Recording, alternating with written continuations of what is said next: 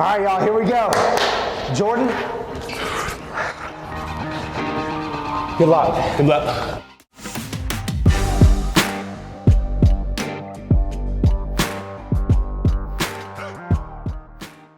Jordan Greer. Yes. This is a little easier. Yeah. What's up, man? How are you? I'm great. Season's been going pretty well. Lots of just ups and downs, but just embracing all of it, because I'm just grateful to be in this position in the first place. So. Yeah, love that. So let's go back to the very beginning, Jordan. Yeah. What got you into wrestling? So, funny story actually. I was at a church retreat, which you would think wrestling and church retreat, that doesn't mix that much. But my old church, they used to do this thing called Stony Glen Camp, right, on the weekend. And what they would do is they would take all these mattresses and they would put them down on the floor. It was like big old cabin basically. And guys would just like wrestle. None of us actually knew what wrestling was, but from that moment on, I'm like, this is kind of fun. This is kind of fun. I don't know no moves or anything, but just snapping down my friends, trying to pin them, put on their back, that sort of thing. And after that, I asked my parents if I could sign up for the wrestling team that next following year. So that was 6th grade. It was my first time starting, and that's what got me into it. So let's talk about high school and what did you learn the most during your high school career? Yeah, fun fact, I actually had no idea I was gonna wrestle in college, probably up until my junior year actually, because it was a sport I liked, but I didn't think I was gonna do the next level. But I was lucky enough to have Jeremy Johnson as my coach, 2-time All-American here. He's on the wall there, really good guy. He really got me up to that elevated stance of you know what, I could actually do this in college, and that's a gateway for more opportunities for academics and all the rest of the things. So he was a really big component in me actually wanting to put my all into wrestling and fully dedicate myself, because when I would show up to practice before he became coach, yeah, I still liked it, but I wasn't 100% there. But he really was that extra push that got me into it. Anybody else in your family wrestle, or was he really the guy that had you locked in on this sport? He was the guy. No one else in my family has wrestled. So my dad was a big track guy. My mom she played a couple sports here and there, but nothing major. So. What's your favorite part about it? What's your favorite part about wrestling? I'd say just the delayed gratification aspect of it. You can put so much work into this sport and still come up short time and time again.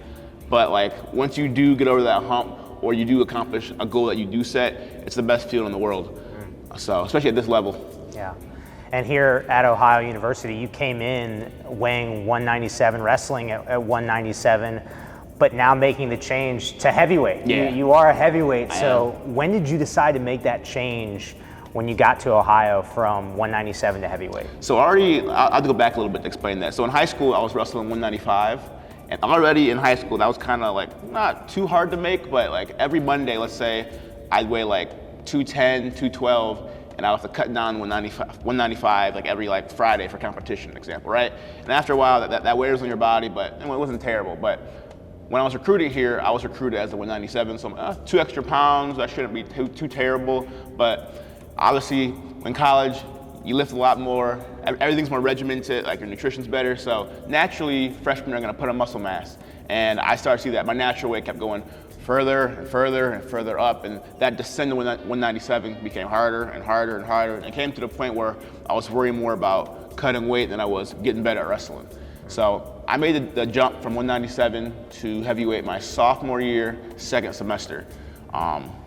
And that transition, it was rough at first, because my first match at heavyweight, I think the guy was 283, so that is a massive jump. I know, it's crazy, because all the other weight classes are such short increments of weight in between each other, but that's it's a different sport almost. Yeah. But I felt way more energized, I felt stronger, just in terms of actually I could do stuff actually, it felt because 97 I was drained. Yeah. What from a food and liquid intake standpoint really changed when you went from 197 weight class to heavyweight? So the biggest difference is I treat it like a job almost. I know I need to get strong, especially after my sophomore season. I had a whole summer to prepare. I knew that I need to get stronger, and to do that, I need to have a caloric surplus, right? So I'm a big nutrition and ex-biz guy, whatever. So I was eating 5,000 calories a day from the end of my sophomore season up to now. So I've been doing 5,000 calories a day, like 240 grams of protein. I have all like the macros listed on my phone. I use like MyFitnessPal to track everything. Yeah. But then hydration-wise, I obviously was drinking more, creatine, all that sort of thing. So I was treating my nutrition very seriously because that's the only way you're gonna gain weight. For me, like getting in the weight room, that's the fun part. That's the easy part. The hard part's actually eating. And most wrestlers are like, ooh, I would love to eat all that food, but when you're eating 5,000 calories a day consistently, it's uncomfortable. Yeah. I mean, how many calories were you eating a day, would you say, before you made this change? In season 197, probably about 2,000, 2,300. That's like 3,000 more calories a day. Yeah, it is a lot. So I like the challenge, though. It was a good change for me because I think my wrestling has gotten better. Yeah. So. Joel Greenlee was a legendary heavyweight, of course. Yeah. And so now you being a heavyweight here, what have you learned from him about how to go up against heavyweights that weigh in more than you? Yeah, so much. And funny you say that, he actually had similar beginnings to me. He was a 190 pounder, I think, when he first came into college at Northern Iowa, actually. So he understands that transition or whatever as well. But I mean, he's like the greatest person to pick his brain from a heavyweight perspective, because obviously he's had tremendous success at that weight class. But just learning positions, it's different in terms of like when you aren't a shot on somebody, you have to treat it differently because you don't want to get caught under all that weight. So just picking his brain about certain angles, what positions to stay out of, stay in, like that sort of thing. So he's been like amazing about just to ask about.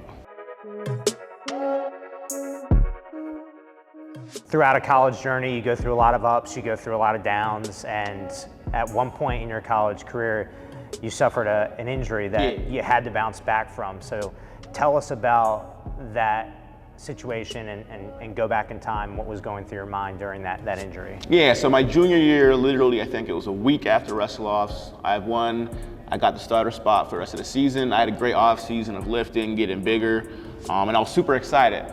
But I remember it was like the last rep of practice, literally over there, I was wrestling with one of my teammates and I tore my ACL and my lateral meniscus. And I know at that point, like right away, I was like, okay, hopefully it's just like, I don't know, something popped, I'll be okay. But got the MRI back and it was tough. It was really tough. That put me in a pretty dark spot for a while, because like you think of like the culmination of all that work you put throughout the entire off season, every rep, trying to like, get back to the point where you want to be. Just to have like it gone like that, your season just gone. But after a couple of weeks, having the right support system around me, the coaches, friends, family, girlfriend, everything, they talked to me and said like, you can become stronger out of this. So I really that summer hit rehab hard the entire year, and ever since then just keep my mind just on getting back. Yeah.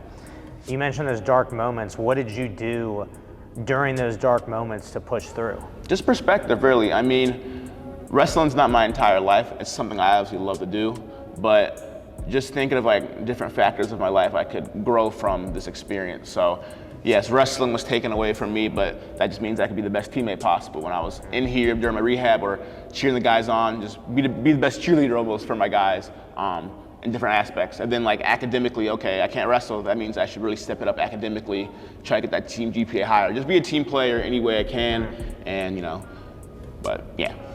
So when did you return to the mat? So I started like getting actually back on the mat this past September, like late September, a little bit. And definitely it's weird, like transition at first, because like you've heard ACLs, like you lose a lot of your explosiveness, and just like, especially for a sport like wrestling, your knees are always in like the weirdest positions and scrambles and that sort of thing. So definitely that mental aspect of like committing to different things has been difficult. I mean, I'm not like freaking, what was it, Reggie Bush, who came back from ACL, it was like stronger, so he's a freak. Me, it's been definitely a process. Like my first couple matches back, those are rough, because like just getting your lungs and like your knee, everything to be back mentally or whatever. So it's been a transition for sure. Your first home meet back in the Convo was electric. You capped it off in style. I remember how epic that was. Tell me about that moment. That was awesome. I mean, like, that's probably best case scenario, 2 pins, 2 duels or whatever. Yeah, it was just, again, gratitude, goes back to gratitude. All the work I put in rehab during the summer for that moment in front of the home crowd, and it was awesome, it was electrifying, so. As a heavyweight right now, as you continue to build momentum this season, what is your greatest strength as a wrestler? I think just perseverance. I mean, I feel like I've been through more than other people, and that gives me a competitive edge because like before every match, before every practice, I think where I was last year.